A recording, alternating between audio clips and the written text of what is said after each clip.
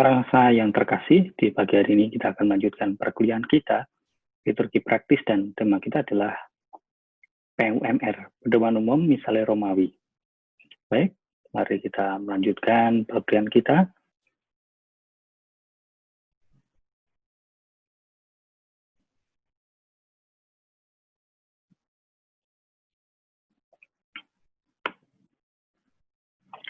Pedoman Umum Misale Romawi. Dan Misale Romawi ini begitu banyak hal yang akan dibahas, makna peran Ekaristi, susunan unsur, dan seterusnya. Dan kita akan berusaha membahas satu demi satu. Baik, yang pertama adalah makna dan martabat perayaan Ekaristi. Perayaan Ekaristi adalah tindakan Kristus sendiri bersama umat Allah yang tersusun secara hierarkis. Ekaristi merupakan pusat seluruh kehidupan Kristen dan sungguh penting untuk mengatur perayaan Ekaristi atau perjamuan Tuhan itu. Dan seluruh perayaan hendaknya dirancang sedemikian rupa sehingga umat yang hadir dapat berpartisipasi secara sadar, aktif, dan penuh, yakni berpartisipasi dengan jiwa dan raganya. Artinya ya tubuh hadir, jiwa ya hadir, pikiran ya hadir di sana, serta dikobarkan dengan iman, harapan, dan kasih.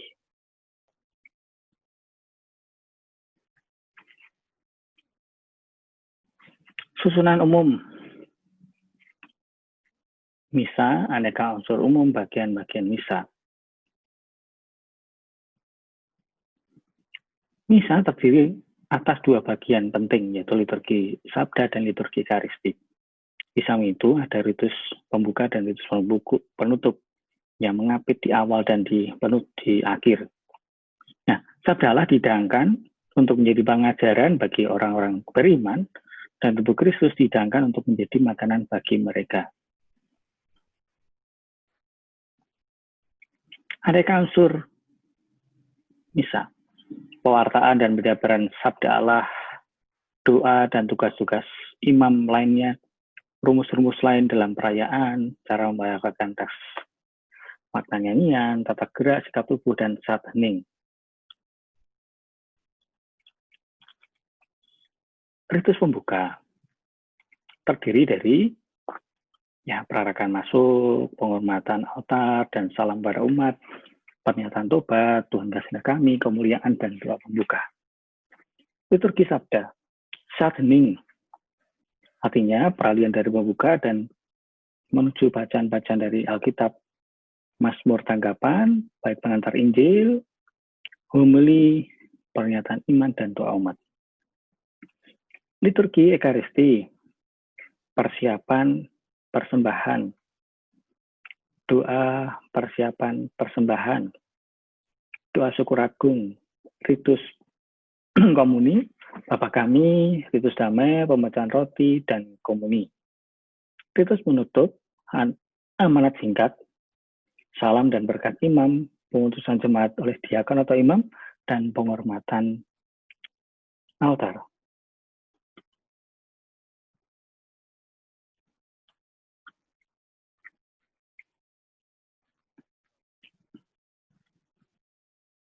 Tugas-tugas dan pelayanan misa, ada tugas-tugas tetapis, tugas-tugas umat Allah, pelayan-pelayan khusus, pembagian tugas, dan persiapan perayaan. Tugas-tugas pelayan tertapis, setiap perayaan Ekaristi yang sah diselenggarakan di bawah pimpinan uskup. Uskup dapat memimpinnya sendiri atau mewakilkannya kepada para pembantunya, yaitu imam-imam.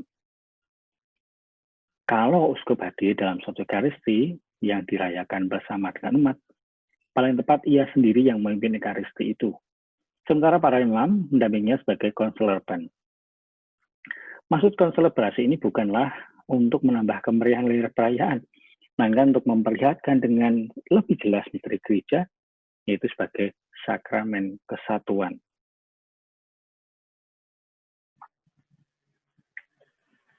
Tugas-tugas pelayan tertapis.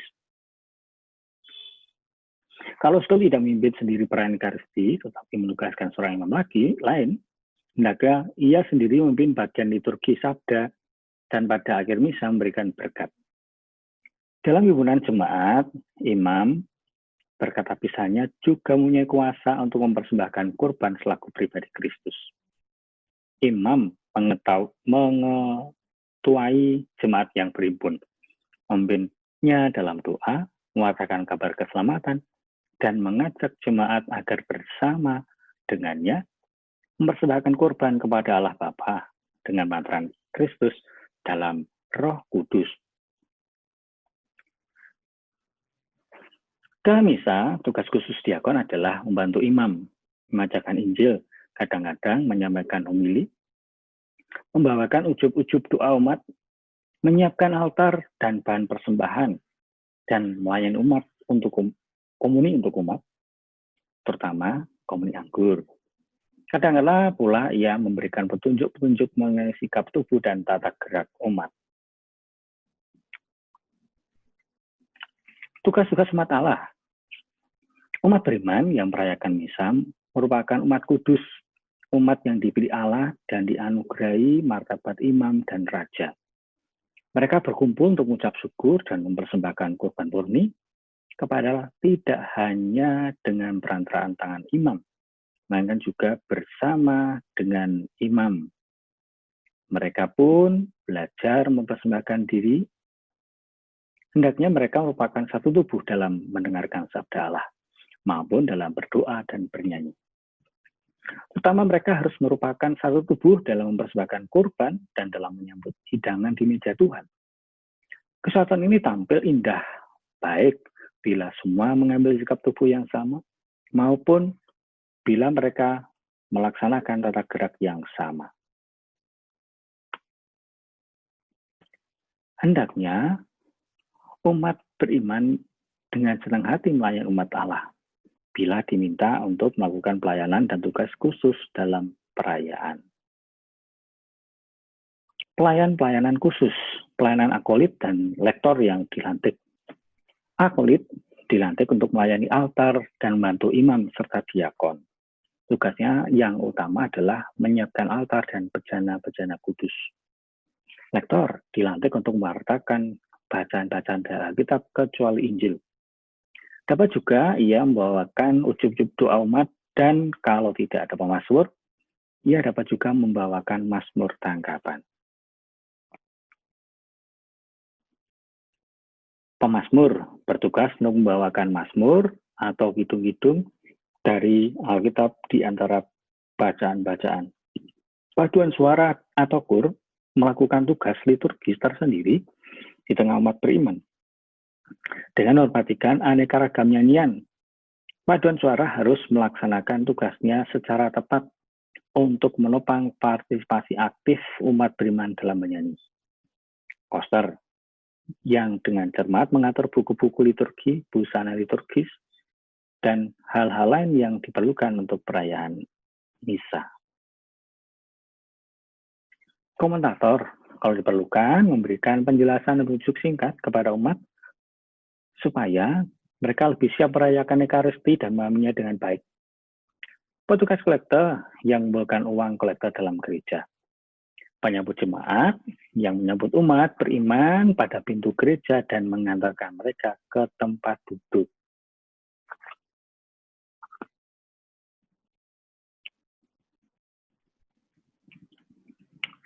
Berbagai bentuk perayaan Ekaristi. Dalam liturgi gereja yang tertinggi tingkatnya ialah misa yang dipimpin oleh uskup. Didampingi oleh para imamnya, para diakon, dan pelayan-pelayan awam dengan partisipasi penuh dan aktif dari umat kudus Allah. Penting, misa yang dirayakan bersama umat, terutama umat paroki. Sebab, dalam misa terwujudlah gereja universal pada tempat waktu tertentu, terutama misa umat paroki pada hari Minggu. Itu ada misa umat, misa konselebrasi, misa dengan hanya satu pelayan, beberapa kaidah umum untuk semua misa. Misa umat. Misa yang dirayakan dengan partisipasi umat beriman, terutama pada hari-hari Minggu, hari-hari raya wajib. Misa diselenggarakan dengan nyanyian dan pelayan petugas yang diperlukan. Jika ada diakon yang melaksanakan tugas khasnya. Imam juga dibantu oleh akolit, lektor, dan penyanyi. Misa umat yang harus dipersiapkan. Altar ditutup dengan kain minimal 1 helai kain altar berwarna putih. Pada altar atau di dekatnya dipasang minimal 2 lilin, boleh 4 atau 6 khususnya pada hari Minggu atau pada hari raya wajib, dan 7 lilin jika uskup yang memimpin. Salib dengan sosok Kristus yang tersalib dipajang pada altar. Boleh juga lilin dan salib dibawa dalam perarakan. Kitab Injil Evangelium dapat diletakkan pada altar.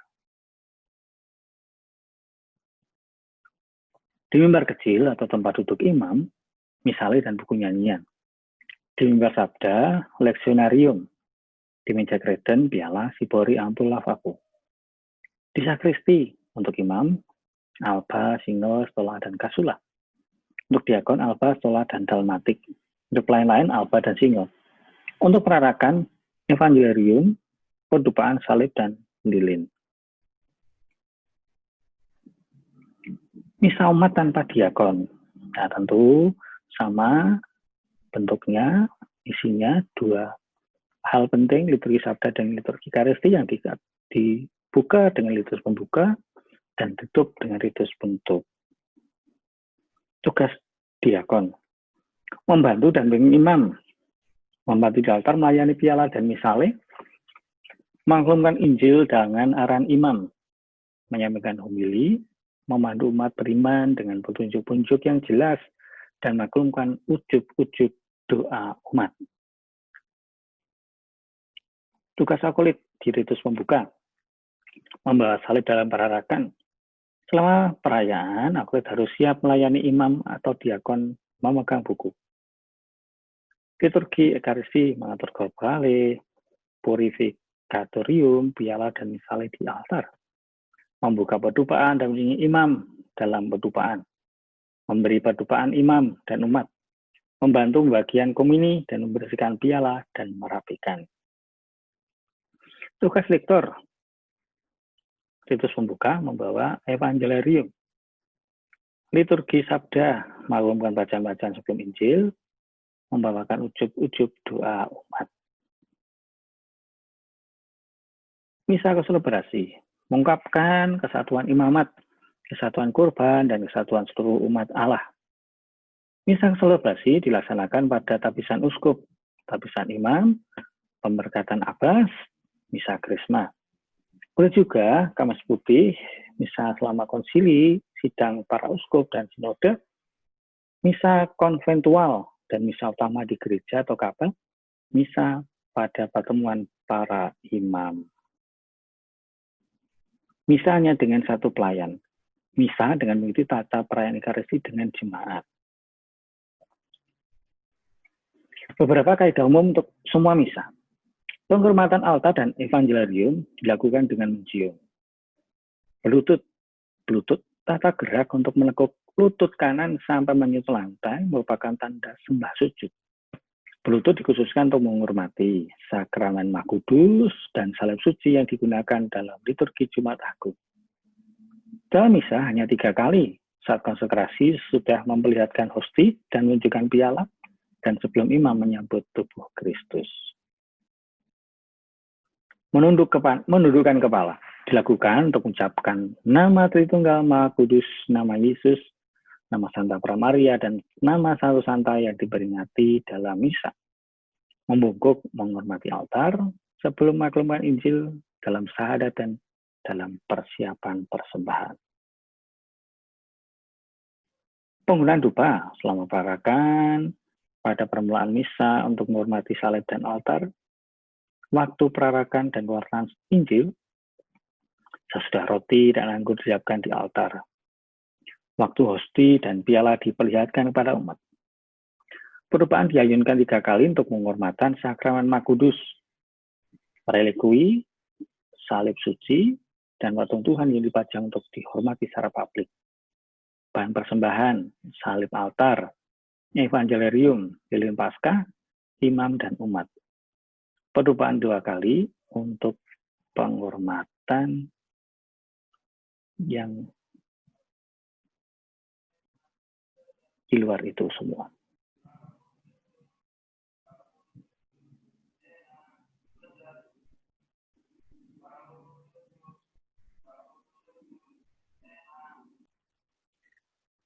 Tata ruang dan perlengkapan gereja selama perayaan Ekaristi. Ada asas umum, penandatangan banti imam untuk perayaan kudus, perayaan lain dalam gereja.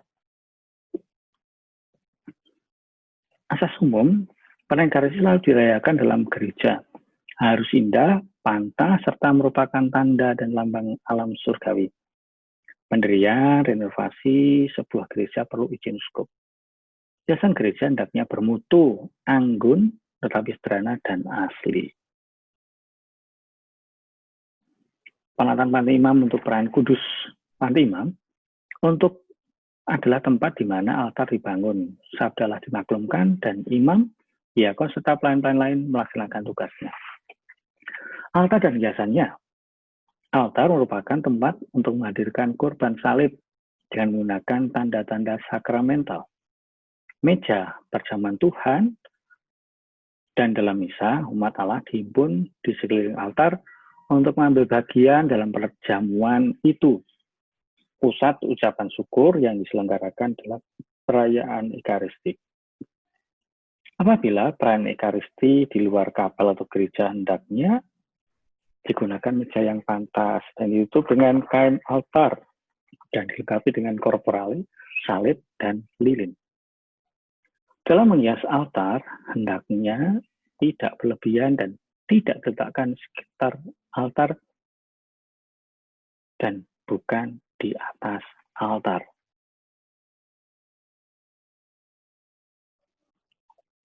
Mimbar adalah tempat untuk membawakan bacaan-bacaan dan masmur tanggapan serta pujian Paskah. Juga homili dan doa umat dapat dibawakan dari mimbar. Kursi imam selebaran dan pelayan yang lain. Kursi imam selebaran harus melambangkan kedudukan imam sebagai pemimpin jemaat dan mengungkapkan tugasnya sebagai pemimpin doa. Kursi imam selebaran ialah berhadapan dengan umat.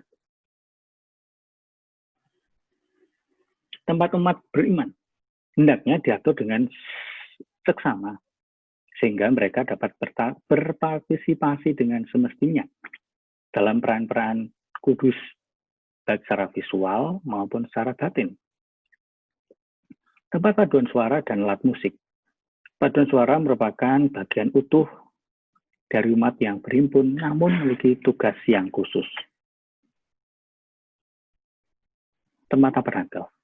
Sakramen Mat Kudus hendaknya disimpan dalam tabernakel yang dibangun di salah satu bagian gereja. Tempat tabernakel itu hendaknya sungguh mencolok, indah, dan cocok untuk berdoa. Dibangun permanen, dibuat dari bahan yang kokoh, tidak mudah dibongkar, dan yang tidak tembus pandang. Dilengkapi dengan yang aman, sehingga setiap bahaya pencemaran dapat dihindarkan. Dan juga ada patung kudus yang lain yang diatur sedemikian rupa.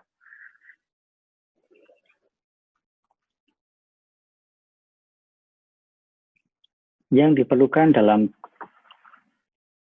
perayaan Ekaristi, roti dan anggur, rabut ibadat yang lain, bejana kudus, busana liturgis, dan hal-hal lain. Roti dan anggur, seturut teladan Kristus, gereja selalu menggunakan roti dan anggur dengan air untuk perayaan perjamuan malam Tuhan. Roti yang digunakan untuk merayakan Ekaristi harus dari gandum masih baru dan menurut kebiasaan gereja Latin, roti itu tak beragi. Anggur untuk perayaan Ekaristi harus berasal dari pokok buah anggur. Anggur itu harus asli dan murni, yaitu tanpa campuran dengan bahan lain. Hendaknya diperhatikan secara khusus agar roti dan anggur dalam perayaan Ekaristi itu selalu dalam keadaan baik. Artinya, anggur jangan sampai menjadi asam dan roti jangan menjadi busuk atau sangat keras, sehingga sukar dipecah-pecahkan. Hendaknya diperhatikan kesederhanaan yang anggun, yang merupakan bagian utuh dari seni sejati. Mengenai bahan untuk perabot ibadat, di samping bahan tradisional boleh juga digunakan bahan lain, asal menurut penilaian zaman sekarang dianggap sebagai bahan yang luhur, tahan lama, dan serasi untuk digunakan dalam liturgi.